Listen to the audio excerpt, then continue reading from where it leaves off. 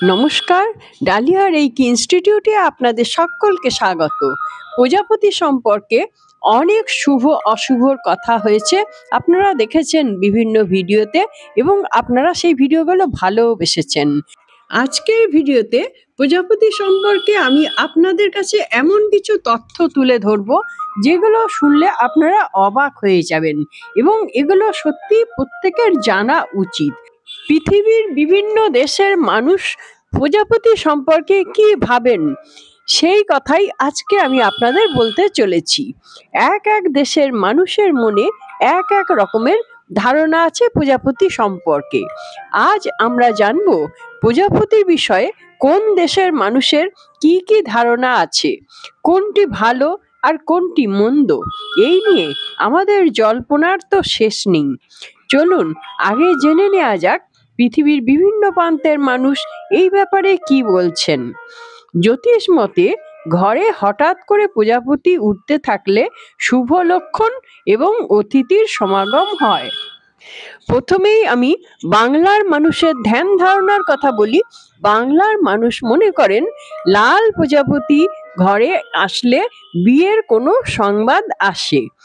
কেউ আবার বলেন কালো প্রজাপতি ধন দৌলত আসার সংকেত দেয়, আবার কেউ বলেন বিপদের সংকেত বোঝায়।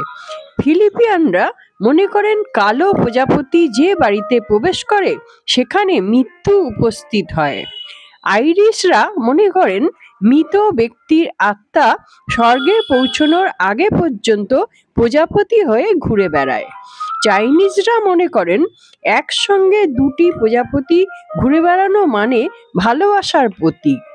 গ্রিক দেশের লোকেরা মনে করেন প্রজাপতি মরে গেলেই মানুষের আত্মার জন্ম হয়। বন্ধুরা, তাহলে আপনারা বুঝতে পারছেন তো পৃথিবীর এক এক প্রান্তের মানুষদের এক এক রকমের ধারণা আছে। এবার আপনারা প্রজাপতির কিছু বৈশিষ্ট্যর কথা জেনে নিন যে জিনিসগুলো আমরা জানি না। প্রজাপতির 12,000 চোখ আছে। এই জন্য প্রজাপতি ধরা কিন্তু অত সহজ নয়। তার সারা অঙ্গে চোখ এবং তার পায়েতেও চোখ থাকে। আরো মজার কথা হচ্ছে প্রজাপতি গন্ধ নেওয়ার জন্য মানুষের মতো কোনো নাক ব্যবহার করে না, কারণ প্রজাপতির নাকই নেই। এক বিশেষ অ্যান্টেনার সাহায্যে প্রজাপতি গন্ধ বুঝতে পারে। কোনো কিছুর স্বাদের জন্য প্রজাপতি তাদের পাকে ব্যবহার করে, মানে হচ্ছে পায়ের সাহায্যেই কিন্তু প্রজাপতি জিনিসের স্বাদ বুঝতে পারে। এখন বলবো প্রজাপতির ডানার ব্যাপারে। হঠাৎ করে দেখলে মনে হয় যেন প্রজাপতির দুটি মাত্র পাখা, আসলে তা নয়, প্রজাপতির 4টি পাখা হয়। ঈশ্বরের অলীক এক সৃষ্টি হচ্ছে এই প্রজাপতি। জানা গেছে প্রচলিত সোলার প্যানেলের চেয়ে প্রজাপতির পাখনায় সৌরবিদ্যুৎ উৎপাদনের ক্ষমতা 10 গুণ বেশি। প্রজাপতি তার পাখনায় সৌরশক্তি ধারণ করে এবং তা থেকে উচ্চ ক্ষমতাসম্পন্ন বিদ্যুৎ উৎপাদন করতে পারে। প্রজাপতি সম্পর্কে এমন এমন অবাক করা খবর আছে যা শুনলে সত্যি অবাক হতে হয়। প্রজাপতি শুধু ফুলের মধুই খায় না, এমন ধরনের প্রজাপতি আছে যারা উদ্ভিদের রসও খেয়ে থাকে। আবার কিছু কিছু প্রজাপতি আছে যারা ঠিক মশার মতো মানুষের রক্ত খাওয়ার চেষ্টা করে।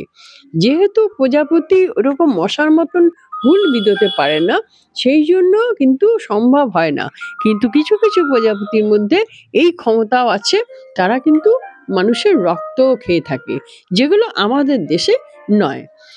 আচ্ছা, এছাড়াও আরো অন্যরকম তথ্য আপনাদের জানাচ্ছি। সমীক্ষায় দেখা গেছে সারা পৃথিবী থেকে গত 25 বছরের মধ্যে 90% প্রজাতির প্রজাপতি বিলুপ্ত হয়ে গেছে। এখন আমাদের যাদের ধারণা আছে, আমরা বলি প্রজাপতি হচ্ছে অ্যাঞ্জেলদের দূত বা ঈশ্বরের দূত, বা প্রজাপতি দেখলে অনেক কিছু ভালো হয়, মন ভালো হয়ে যায়, সবচেয়ে বড় কথা। তো এরকম অনেক সাইন প্রজাপতি আমাদের দেয়, যেগুলো কিন্তু হুবহু জীবনের সঙ্গে মিলে যায়। তাহলে এমন একটা প্রাণীকে আমাদের অবশ্যই সংরক্ষণ করা উচিত এবং যত্ন নেওয়া উচিত। এটা দায়িত্বটা আমাদের সবাইকেই নিতে হবে। এরপর প্রজাপতি সম্পর্কে আরো চমকপ্রদ ঘটনা আপনারা জানুন।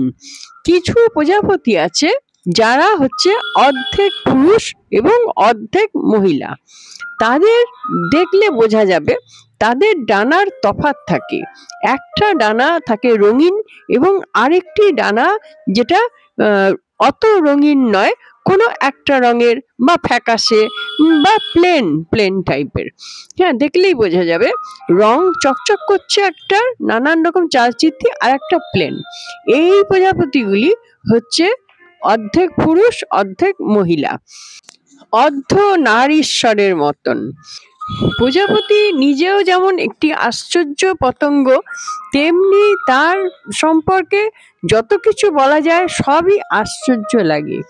এই প্রজাপতি 3000 ফুট ওপর পর্যন্ত উঠতে পারে এবং ঘন্টায় 30 মাইল পর্যন্ত তারা উড়ে চলাচল করতে পারে।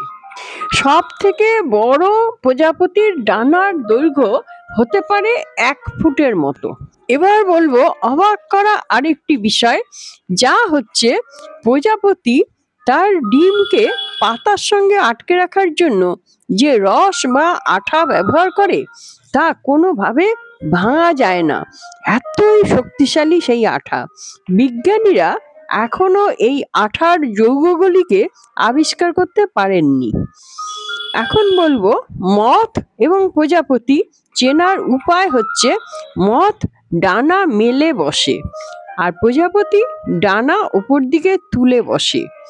আবার এও জানা গেছে প্রজাপতি নাকি শব্দ করতে পারে, যেটা আমরা শুনতে পাই না। এবার বলবো প্রজাপতি যে উড়ে বেড়ায় আমরা দেখি, এই উড়ে বেড়ানোর জন্য প্রজাপতির দেহের তাপমাত্রা লাগে 86 ডিগ্রি ফারেনহাইট। এই তাপমাত্রার যদি ঘাটতি হয় তাহলে কিন্তু প্রজাপতি নাকি উঠতে পারে না। প্রজাপতিরা সমস্ত জিনিসের অনুভূতি পায় তাদের পা দিয়ে। পায়ের মধ্যে তাদের সেন্সেশন আছে, সেটা থেকেই তারা বুঝতে পারে কিসের উপর তারা বসছে। বন্ধুরা, এই প্রজাপতি সম্পর্কে বিভিন্ন তথ্য আমি সংগ্রহ করতে পেরেছি। যেগুলো সংগ্রহ করতে পারলাম সেগুলো আপনাদেরকে জানালাম।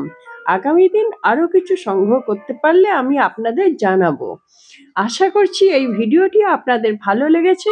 যদি ভালো লেগে থাকে তাহলে একটা লাইক দেবেন, সাবস্ক্রাইব করবেন এবং হাইপ দিতেও ভুলবেন না।